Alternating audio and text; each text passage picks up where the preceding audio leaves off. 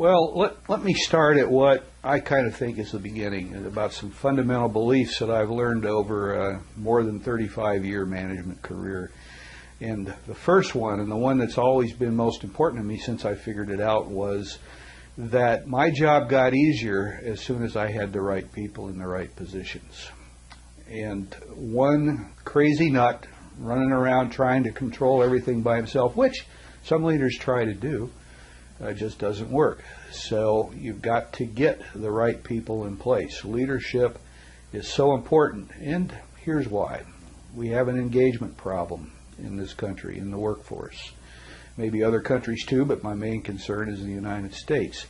The recent Gallup statistics released this past June suggest that only 30% of the workforce are fully engaged on the job. Now that's a bit frightening. And then Gallup doesn't leave it there. They go on to say, here's the main reason why. Poor supervision. Poor supervision, or the inability to inspire and engage. And I'm thinking about some supervisory stories that I've heard recently. Someone was telling me about their particular job, 4 or 5 different supervisors over the last year, and each one a little bit worse than the other, and you see that that's a problem. You've got supervision as being the key to employee engagement, and if you want customers, the number one determining factor of customer loyalty is whether or not employees are engaged and seem to be enjoying their job. So if you don't have supervisors who are able to create an engaging and inspiring atmosphere, your customer base is going to dissolve and go away. Laser Leadership, which is my program and one that I'm quite proud about, is based on natural talents. Not everyone has a natural leadership talent. I mean, I could define for you the natural leadership talent, or I could sit down in a group of people and we could say, what do you want in a leader? And innovation, a willingness to listen, a desire to participate, and the list could go on and on and on. But the matter of fact is that many leaders don't have that in their talent packages. A lot of leaders, maybe even most leaders, got to be leaders by being good at doing their job. And let me tell you, the skill sets are not the same. The skills that make me a great technician may not translate well into a leadership position, because if I have made my name by doing the tasks of the job well, and somebody says, well, my goodness, they're so good, maybe he can teach other people, and so they put me in a leadership position, I'm still going to take a task-centered approach, and I'm going to be one of those leaders that's not energizing, engaging, and inspiring my team. So my leadership course is based on first identifying the natural leadership talents of each individual, or the natural personality talents, probably a better way of saying it, and then we'll seek out in there what the leadership behaviors are going to be in order to be successful.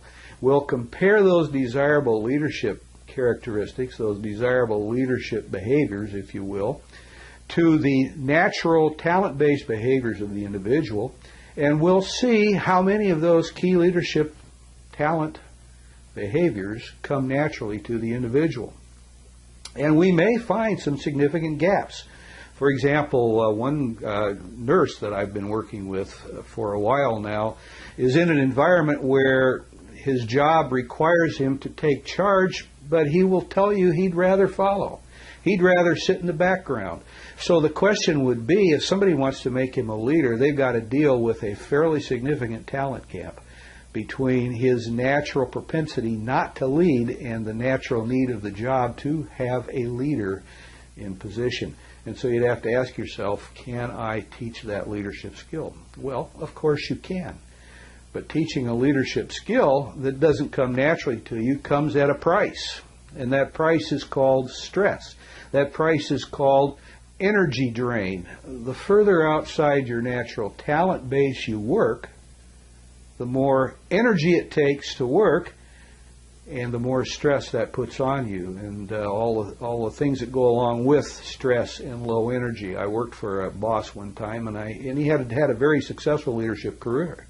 But he told me that if he could be left to his own devices, he would interact with people very infrequently. Yet he had learned how to do it. He had developed those skills. He learned to do it well. He took leadership positions that he knew he wasn't naturally talented for because he thought it would be good for him to take it, and in fact it was. He got so good at pretending that he liked people that he achieved some pretty high leadership positions. But he told me that he was pretty well burned out by 3 or 4 o'clock in the afternoon and had very little left to give his family. And his techniques for spreading his energy throughout the course of the day were to take hours, set aside at least 2 hours a day, an hour in the morning, an hour in the afternoon, where his door was shut, where he could do things that he found relaxing without being interrupted. So finding talent, that's what's unique about my program. We identify talents, and then we developed strategies for leadership that take into account the talents the individual has. And we sometimes have to break the job down a little bit so that the natural talent base is able to be used, and maybe we can find somebody else to do some of the jobs that the individual will find difficult. But one of the worst things you can do is allow a person to become a leader who is clearly not cut out to be a leader. And that's one of the things that my talent tool can help you determine. Yeah, I'll mention something here that I think might be very important. There are some benefits that the organization will achieve from participating in my program, and I think those benefits will translate very nicely into bottom line improvement. Going back to the fact that the key to customer loyalty is engaged employees, and the key to engaged employees is good supervision with the ability to inspire and to engage, then we see that if you have a good supervisor who can be tough, we're not looking for wusses or namby-pambies. We want some people who will take a strong position, but we want it to be an enlightened position. We want it to be intelligently administered, and we want it to be implemented in a way that helps individuals feel like they're part of the process. And so I think we can promise improved quality. I think we can promise lower employee turnover, greater customer satisfaction, and with engagement, more customers. And with more customers, a better bottom line.